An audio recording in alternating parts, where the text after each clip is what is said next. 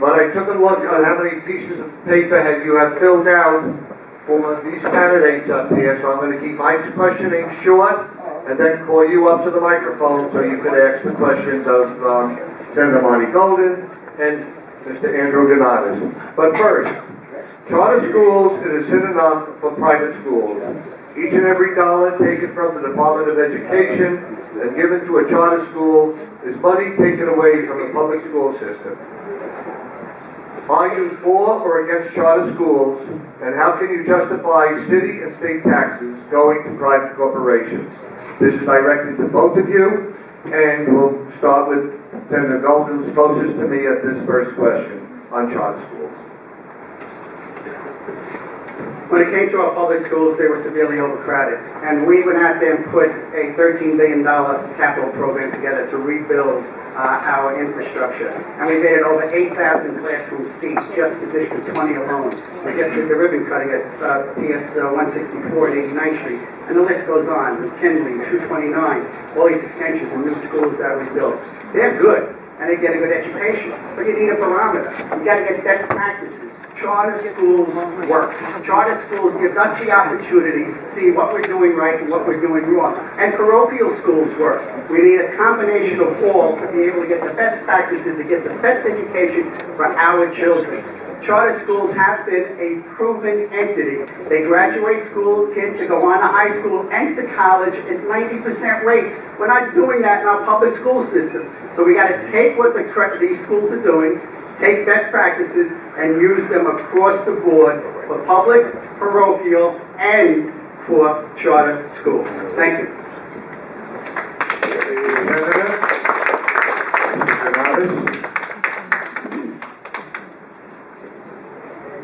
I think Peter said it exactly right. Charter schools takes money out of our public education system and it gives it to private corporations, and it favors the few students at the expense of the many.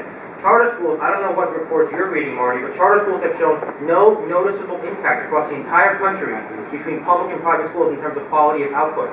Every time we open up a charter school in our city, we're taking critical resources away from our students here in the largest public school system in the entire country.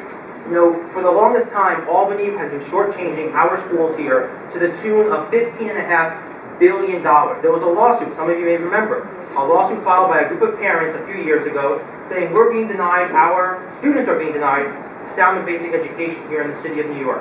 A judge said, you're right, Albany owes you $15.5 billion just to catch up, including $10 billion alone for new school construction money. My opponent's 10 years in Albany, he's voted against $30 billion in new school construction money. He's voted against budgets that would rectify the funding formulas to fix the funding inequalities for our public schools. So to get up here and say that charter schools are going to help and they're going to help make our public schools stronger, it's just not right, and it's just not true. Because you're taking money away from our public schools and you're making them compete unfairly against charter schools that are allowed to cherry pick which students they want to teach. They're allowed to drop students from their roles before statewide exams, and they don't compete on an equal playing field with the rest of our public schools. Let's have a conversation about strengthening the public schools we have, not about replacing the public school system here in the city of New York. Thank you.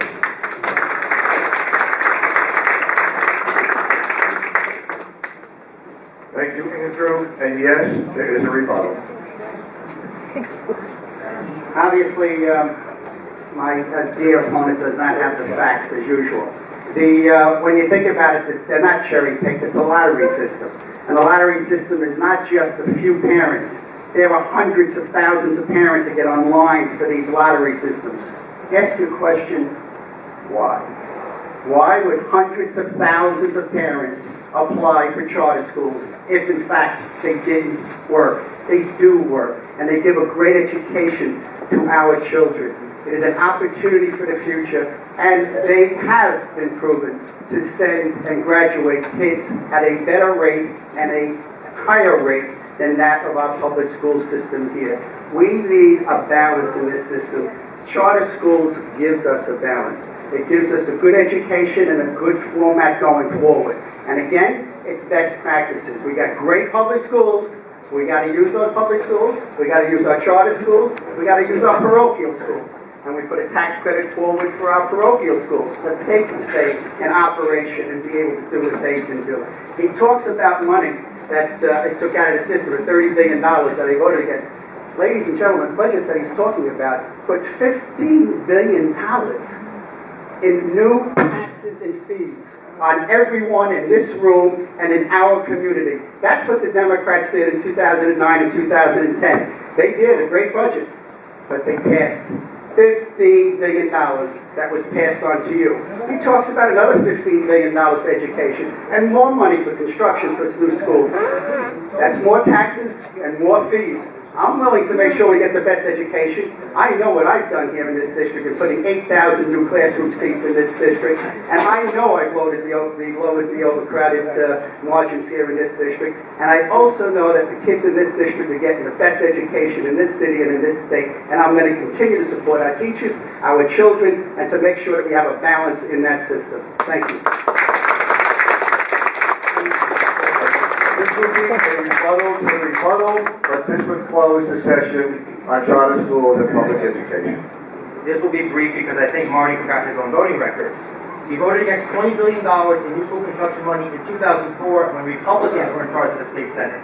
He voted against $10 billion in new school construction money in 2006 when Republicans were in charge of the state senate. He voted against $100 million for universal prepay funding in 2006 when, guess what? Republicans were in charge of the state senate. So don't conflate the two issues of saying, oh, Democrats raise your taxes and that's why you can't build new schools. It's false. We have the money here in the state to build schools that we need, not just in this district, but across the entire city.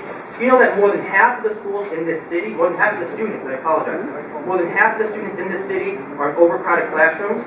A couple $1 million here and there is a drop in the bucket to solve that problem. We need serious investments in school construction here in the city. And why are parents lining up to send their kids to charter schools? Because over the last 10 years, the mayor has run the school system into the ground, and parents are trying to get their kids out of failing public schools, a mayor whose educational policies you supported and you reauthorized, and you've let him run the school system without zero accountability or transparency from up in Albany. That's why parents are desperate to find a solution for better and stronger schools. But the answer is not shut down public schools, open up charter schools or private schools. The answer is, let's build the strongest public school system we possibly can because our students deserve nothing less. Thank you. How will you, when in Albany, ensure that the programs in our senior centers, and that concerns all of us right here. I just looked in the mirror, I'm a senior. The programs in our senior centers, the art classes, the computer courses, the Meals on Wheels, the Fort Hamilton Senior Center, continue to stay open and functioning. But cutting waste and fraud is not the answer we're looking for. I want specifics on how are you going to keep this center and all the centers in New York City open. Just to clarify on the closing, on the last issue, my colleague even raised in his own speech up here that the kids were leaving our failed public schools. And of course, his only answer is to blame the mayor for that.